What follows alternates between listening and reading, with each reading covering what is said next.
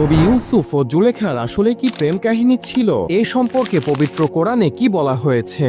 সে সময় মিশরের বাদশার স্ত্রী ছিলেন জুলেখা। তিনি নবী ইউসুফের সৌন্দর্য দেখে তার উপরে আকৃষ্ট ছিলেন। তিনি নবী ইউসুফের সাথে শারীরিক সম্পর্কে লিপ্ত হবার জন্য প্রস্তাব প্রদান করেন, কিন্তু নবী ইউসুফ আল্লাহর ভয়ে সে প্রস্তাব প্রত্যাখ্যান করেন এবং এই কারণে তাকে মিথ্যা অভিযোগে কারাগারে পাঠানো হয়। দীর্ঘ 7 বছর কারাগারে কাটানোর পর তিনি মিশরের বাদশার একটি স্বপ্নের ব্যাখ্যা দিয়ে কারাগার থেকে মুক্তি পান এবং নবী ইউসুফকে মিশরের অর্থনৈতিক মন্ত্রী বানিয়ে সম্মান দেওয়া হয়। কোরআন ও হাদিস অনুযায়ী নবী ইউসুফের জীবনে কোনো প্রেম কাহিনীর ঘটনা পাওয়া যায় না, বরং পাওয়া যায় ইউসুফ নবীর সত্যতা ও ধৈর্য এবং আল্লাহর প্রতি দৃঢ় বিশ্বাসের পরীক্ষা। তাই কোরআন ও হাদিস মোতাবেক কোনো সহিহ বর্ণনা পাওয়া যায় না যেখানে ইউসুফ ও জুলেখার প্রেম কাহিনীর কথা বলা হয়েছে।